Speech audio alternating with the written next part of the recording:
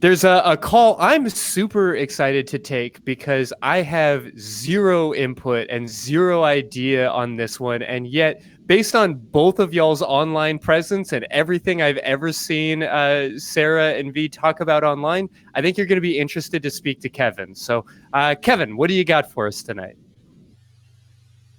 Good evening and happy Halloween, everybody. Hey, you as well. What's on your mind? So, just starting out, byline I like to go with is that I'm a cis white male who is, as far as I know, heteronormative and neurotypical. So statistically, it's wise not to trust me, but I promise I'm cool. So, well, we appreciate that, recognizing your privilege while also working to help others. Yeah, there you go. So I am a staff writer for a gaming company that does a lot of ground-up world building, and the genre we go with is called hope punk. I don't know if anyone has looked up, but look it up in your time. You might like it. What we're doing is we wanted to put together a sort of setting that has societal norms in terms of gender, specifically on gender. That by today's standards would be very progressive, but would be very normal for them, right? So we're trying to navigate that. So I'm hearing a lot of people, even tonight, bringing up some very personal stuff about gender. So I really don't want anyone to think we're trying to make light of anything. What we have is not, what we're trying to do is not like a central theme to the story, the game story we're doing, but we just thought it was like a very rare opportunity to start from the ground up and just portray a very like normalized version.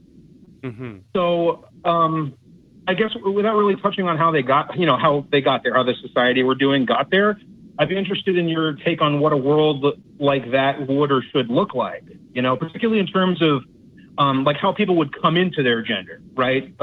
Is there parental guidance? Is there just real power in normalizing things and seeing things like that as somebody grows up such that it's just not a thing and there's no, angst about it?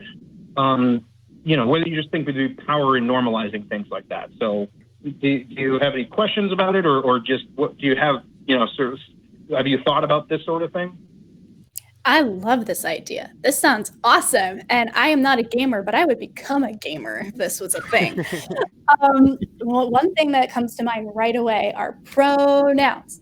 If you have a cast of characters and they all use different pronouns, then maybe some of the pronouns are not necessarily intuitive to the way that they look, and everyone's just like, cool, I'm using these pronouns. And it's not even a question. It's just, oh, they, them, ze, zer, he, him, she, her, like making that as diverse and as normal as possible by itself would be huge, because that's one of the big conversations right now, right? Pronouns, and how do we normalize them, and how do we make it so that people who are asking for their correct pronouns don't feel like they're being a bother or being weird.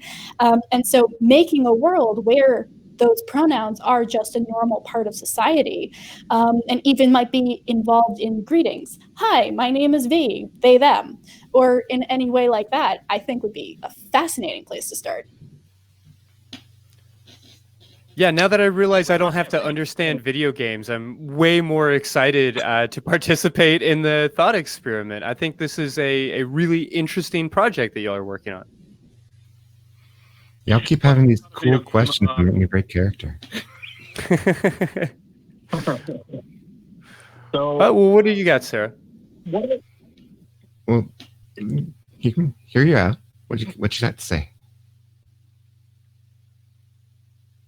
Yeah, I'm sorry, Kevin. What were you trying to ask? Let me get out of the way.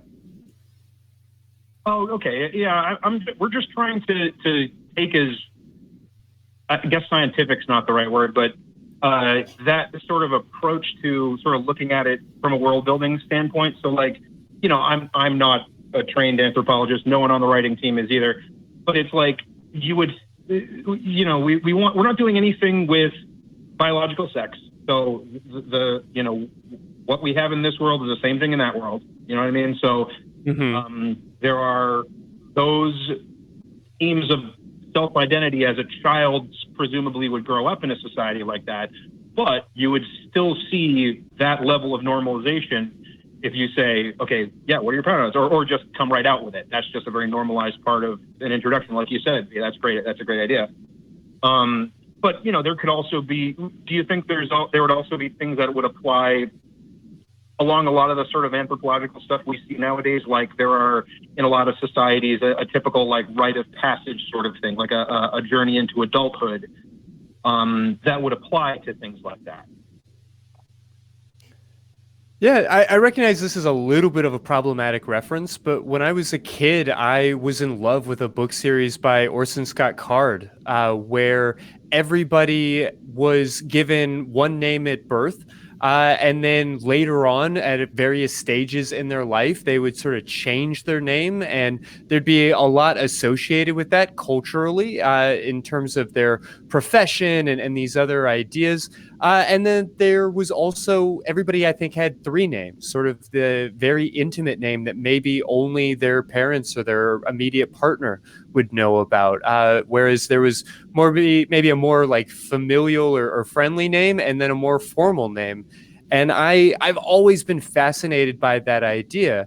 I don't know what it would look like in your construct, but I do like this idea of perhaps approaching babies as agender. And maybe utilizing some sort of generic pronoun when we're talking about somebody who hasn't necessarily developed an identity yet, and perhaps having different mile markers throughout their lifetime where they begin to express their gender and other pieces of their identity as they develop and mature and shift and change and understand and explore themselves. There are also certain indigenous tribes that used to focus more on occupation and like the role they played in the tribe itself rather than gender. So there would be stereotypes that you would fill, but they wouldn't be gender-based. They would be, this is a hunter, this is a someone who heals, this is someone who talks to the gods, this is like the way that they constructed things was still a role-based society, but instead of saying it's centered around reproduction, it was centered around the various things that individuals could bring to the table. Kevin, you have like such an opportunity here, and I'm really excited to talk about it. Like you can slip things casually in, overtly, and you can also be really subtle about it. And the things that you can do, I mean, the concept of a gender reveal party where it's actually really the person revealing their gender because they have discovered it. Experienced it, yeah, or something along those lines. And even just like the subtle stuff of just like I'm not a believer at all in like the abolition of gender, but the abolition of a lot of the unnecessary gendering in our world and media, just the way you can slip things in that don't have to be so super male role, female role, it's exciting. And I definitely encourage you to work with that, and specifically with like any characters that are background characters or sample characters for initial for when the game starts or anything like that. Anything like that is going to be something you can play with and give all sorts of different options. It's exciting. It's exciting. I'm just excited. I love that. Yeah, there was I'm sure you've seen this, and then I'll be quiet because I know that you actually need to talk as well, Kevin. I'm just also very excited about this. There is this video of the wireframing that went into like one of the Batman video games, and they switched the characters, but they kept the way that the wireframe moved, and they had Batman like slinking up to like a very stoic Catwoman who was like moving very jaggedly and very sturdily, and then Batman would like fall back, and like it was just the way that the characters were moving was so very gendered. So even at the most like kind of mathematical, technical level, making sure that as you're casting these characters and building them just in terms of how they move, that there isn't that dichotomy between how women walk and talk and act and how men walk and talk and act.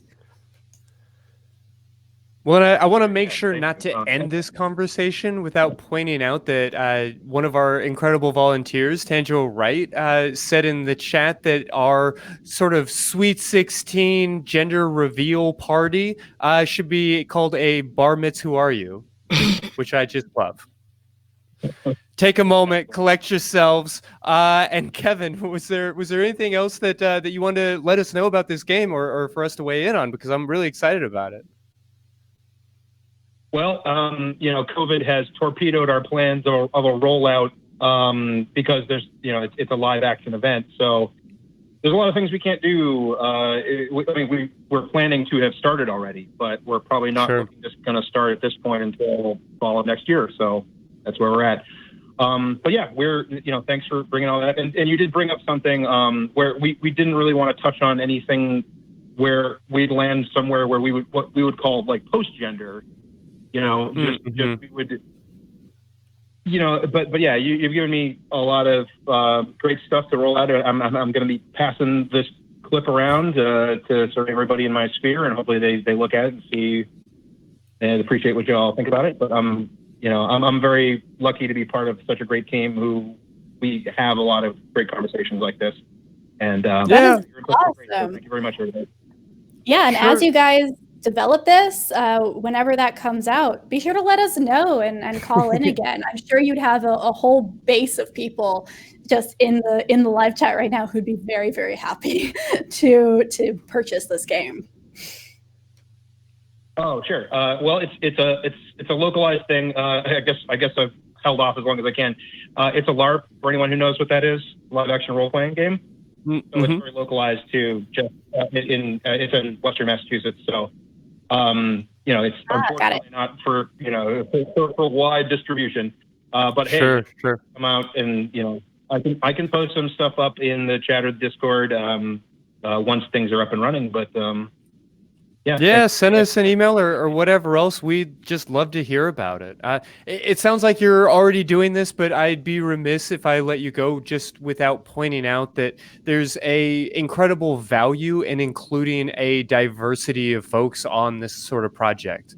And so let me just encourage your organization to be mindful and seeking and kind of consulting detailed input from folks who experience gender differently than conventional society.